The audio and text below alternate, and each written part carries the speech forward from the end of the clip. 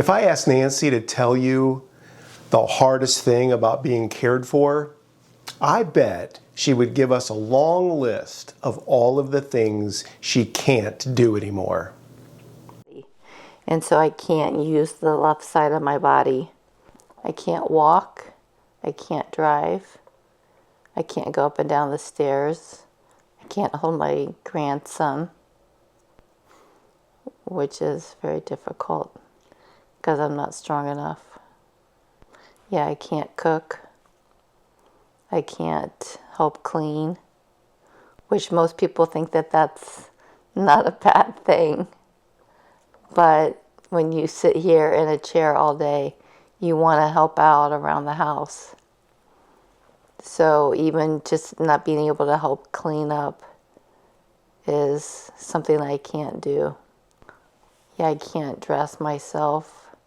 Showering is very difficult. So Steve has to help me shower. I can't go to the bathroom by myself.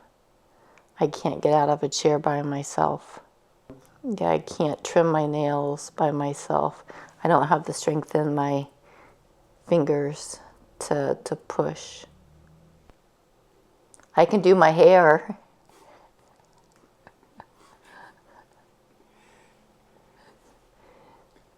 That's a good one. I can do my own hair. If you're caring for someone and you're exhausted in ways that you didn't even know were possible, if you're doing everything you can and no one ever bothers to ask how you are doing, if you felt alone, even though you're surrounded by people, this video is for you. So I rely on Steve to help me with all of these things. And I feel bad because it's a big responsibility. I couldn't do anything without him. And this is where caregiving comes in. This video is all about being the caregiver for someone you love. I'll be sharing some of the things I've learned along the way. Caregiving is one of the hardest jobs there is. The work is relentless, exhausting, unseen, and life-altering. Reading many of your comments, some of you said that you didn't realize how burned out you were until later.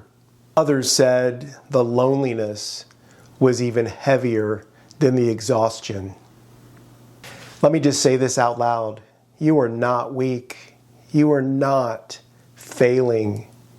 You are not invisible here, and you are not alone. Hi, my name is Steve, and my wife Nancy has a glioblastoma, a type of aggressive brain cancer. And our channel, Tin Can Ramblers, is a place for honest storytelling, where we walk through life's hard seasons with love, hope, and faith. Today I want to talk about honest caregiving, what it takes and what it costs, and how I'm learning to take care of Nancy without losing myself. Before Nancy got sick, I really never considered myself a caregiver. In fact, if anything, I considered myself a provider. I went to work, took care of earning money, paying the bills, making sure Nancy and the kids had everything they needed. Being a provider is very, very different than being a caregiver.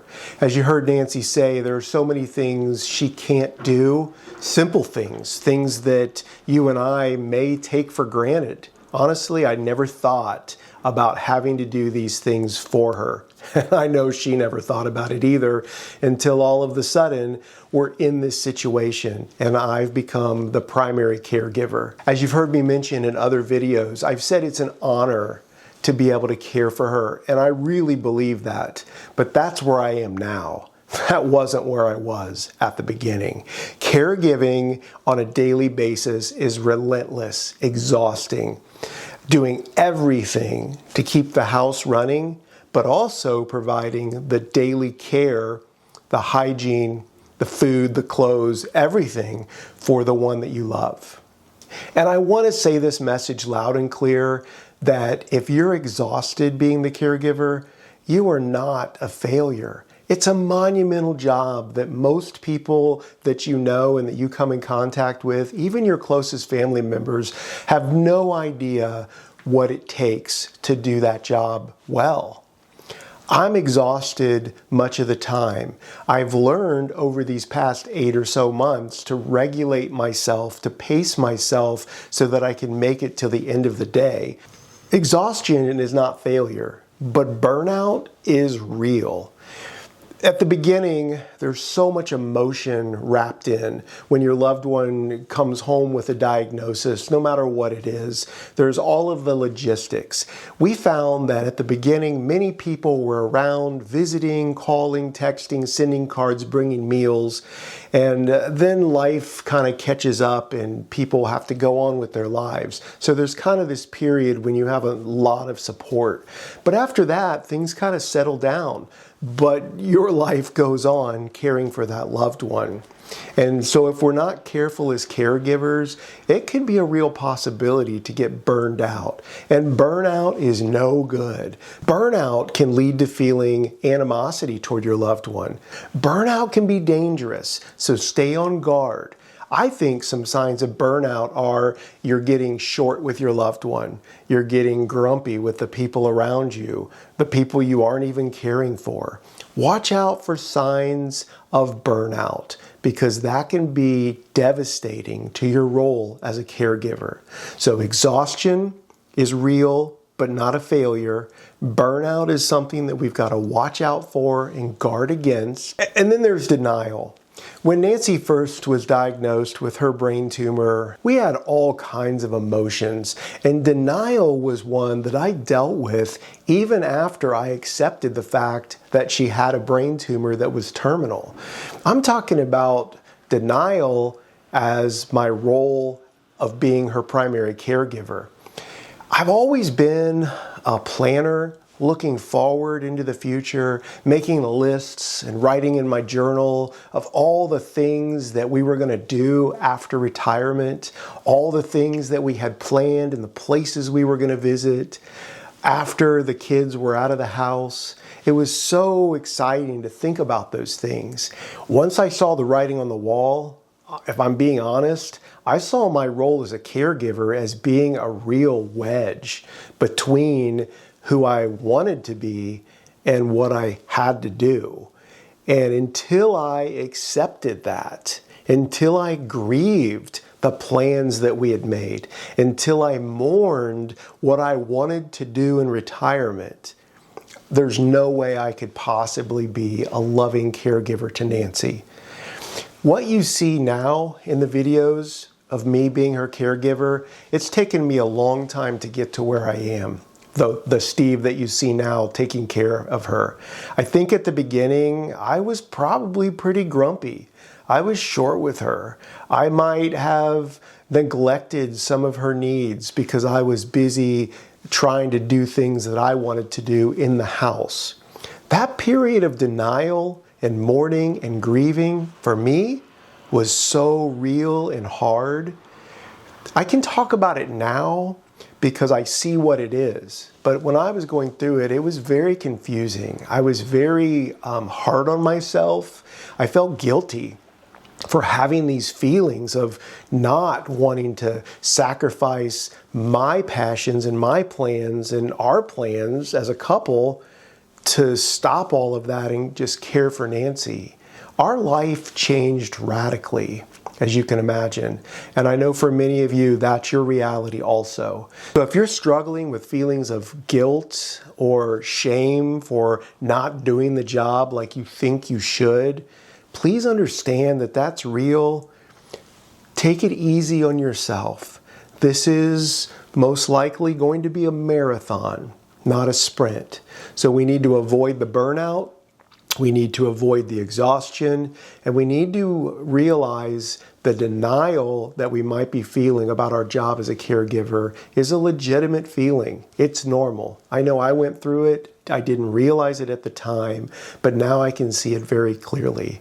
And once I accepted that job as a caregiver, that became my mission, that became my role, and that became my purpose. Everything else got pushed out of the way, and I became laser focused on being the absolute best caregiver for my bride as possible.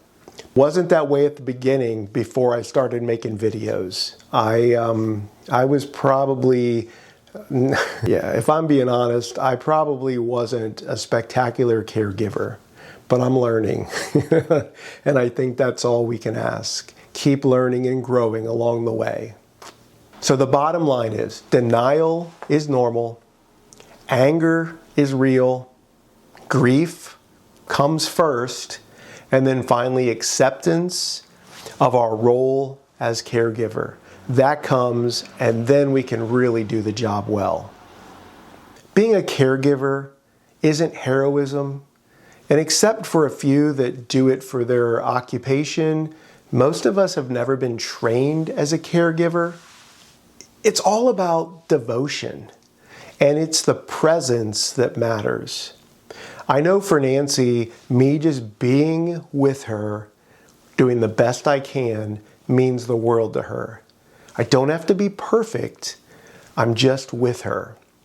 Nancy and I, for years, have talked about the love languages, and there's 5 that I recall, and there's a book about it, the 5 love languages, and each person has a primary language that they receive and express love in.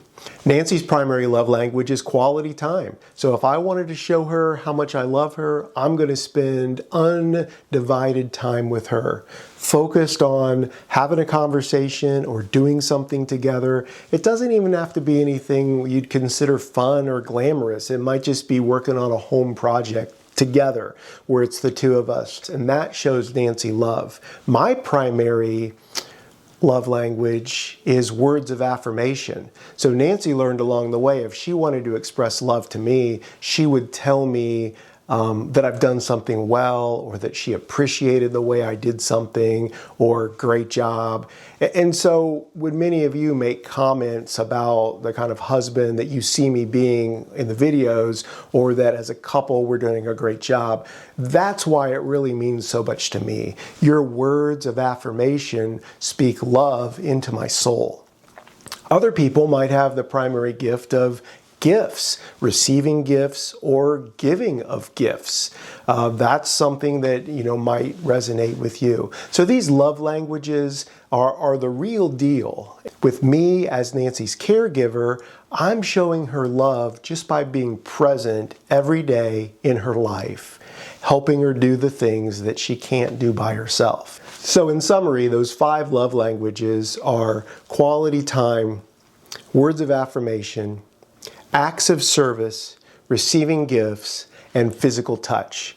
And if you really want to get on the next level of communication and love with your loved one as the caregiver, figure out what 1 or 2 love languages speak the loudest to your loved one.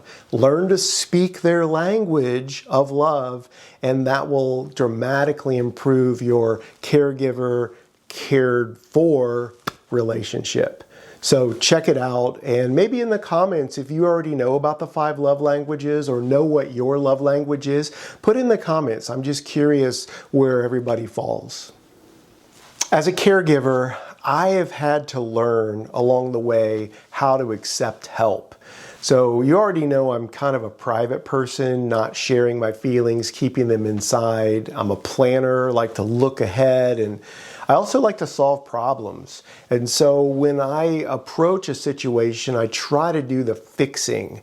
And so when I see Nancy and I see what she needs, I just roll up my sleeves and I dive right in and try to fix that. Well, along the way, many people have tried to come and help me help her. Honestly, at the beginning, it was very uncomfortable for me. People would call and they would ask, hey, what do you need? I'd say, oh, we're good. Or they would send a text, what can I do for you? Oh, nothing right now, we're okay. But inside, I felt like I was just screaming, help me. But I didn't know how to accept that help. It's probably one of my biggest weaknesses, not being willing to ask for help. So I have learned to be a help acceptor. Now when people call or text, hey, what do you need? I try to come up with something. It might simply be, hey, would you write a card and send it to Nancy in the mail? She loves to get cards. Or I might say, hey, would you mind coming over to the house and help me move some furniture around? We're going to rearrange Nancy's room. Now, honestly, I could probably do it by myself, or I could grab one of my kids to help me do it. But I've learned not only is accepting help good for me, it protects me physically from maybe getting hurt, but it allows other people to come alongside our family and express love. If you go back to the love languages, there are people that primarily speak love through acts of service. And so by them coming over and serving us, they're showing how much they love. Okay? And if I say, no, I'm good, we don't need anything, I'm shutting them off from having that ability to express love to someone they see in need, someone they truly love, my wife, Nancy. So I would encourage you, if you're kind of like me and often turn away help, try opening up yourself, allowing people to come and help. Even if you're kind of making up a task or making up a job or thinking up something that you could probably do yourself, allowing others to come alongside and help will actually be a blessing for them. And it hopefully will take something off your plate. One of the big ways that I'm accepting help right now is by having hospice come into our home and help care for Nancy. But I had to get my mind around the truth. The hospice is in our home to help Nancy, but they're also here to help me and my family get through this season of life. And there are lots of ways they help. They not only help with the medical care, keeping an eye on Nancy's symptoms, and just kind of keeping track of how she's doing medically. They've helped me by taking over all of the pharmaceutical trips. They actually order the medicines and they get delivered by FedEx to my house. They're also providing her briefs and the insert pad liners and barrier cream and other things that she needs along the way to help keep her skin healthy. They also provide counseling. They also have a chaplain on staff. So hospice is serving us, which is also helping us. And I'm sure glad that I've gotten out of my own way and am accepting their help. The truth is, help protects love. And if I was trying to do this all by myself, in my own strength, be everything for Nancy, the end-all be-all, and not accepting help, I guarantee you I would be exhausted. I guarantee you I would be on the verge of burnout. I would not be able to make it to the end. And so by allowing hospice and family and friends to come alongside and help me, I feel like I actually have more time in my day for love. I find that I have more energy and space in my heart for love. And that's what Nancy really needs. I think at the beginning, I got so caught up in all of the little tasks that needed done.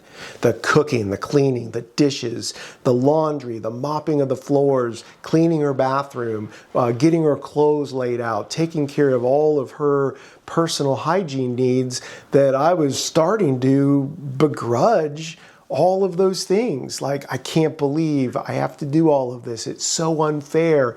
I was becoming angry, which was honestly a sign that I was getting burned out and exhausted. And once I realized it's okay to get help from other people, I started to breathe a little easier.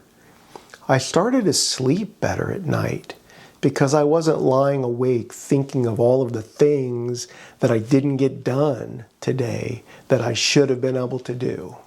I was really hard on myself. If you're being hard on yourself as a caregiver, I give you permission. Accept some help. Ask for help if it's not offered. Give yourself a break so that you can have some room to love the person that you love. And this one can be a little confusing, and that is that faith does not remove hard. I have, and Nancy has, our family has, a tremendous amount of faith. We don't know what God will choose to do in this situation, but our faith is what anchors us, and it's what gets us through to the next day. But just because I have faith doesn't mean this job is easy. All it does, I think, is change the perspective. I can, however, through the lens of faith, say, I don't know why this is happening to our family. I don't know why somebody as amazing as Nancy has to go through this. I don't know what good is going to come out of this, but I trust that I'm going to be given the strength each day to carry on. That's what faith does for me. It doesn't ever take away the hard things. This is still hard. And the truth is, Nancy and I, we have to fight every day to find the joy. We have to fight to find the joy. And so if you're in this situation as well, and you're a person of faith, and you can't figure out, like, why are you feeling so upset? Please know that's normal. There's nothing easy about a journey like this. Loss and grief, these are hard things. And faith only helps us look at it from a different perspective. So fight for your joy. Fight for the little things each day that can bring you joy and help you see that you are being watched over. So if you're caring for someone you love and you're watching this quietly, please know you are not weak. You are not failing, and you are not alone. Acceptance of your current situation doesn't mean you're giving up. No, instead it means you're being fully present, ready to be the best caregiver possible. If this helped you feel a little more seen, please know you are welcome here. You're welcome to be a part of this community. I think you'll find people very supportive, encouraging, loving. They'll pray for you. They'll ask how you're doing. We are glad you're here. And if you want to, I invite you to leave a comment. Maybe just a word. You don't have to explain. Just type, I'm here too, and we'll know that you're with us. So as I wrap up this video, I want to say thank you for watching, and I hope that you found a word or two that can be an encouragement to you on your path to becoming an amazing caregiver. I'll see you in the next video, and until then, have a great day. My advice to someone that is having to do the caregiving is be patient and be patient with them, because it's a whole new world when you can't do things for yourself, and it's very frustrating. So just to be patient and ask questions. Ask questions. Is this okay? Does this hurt? How are you feeling? Just ask questions and keep communicating. Communication is so important. Not every day will be easy. Some days will be better than others. You got to remember to fight for your joy. And love endures forever. Hallelujah, amen. Anything else you want to say? Thanks for watching. Until the next video, have a great day.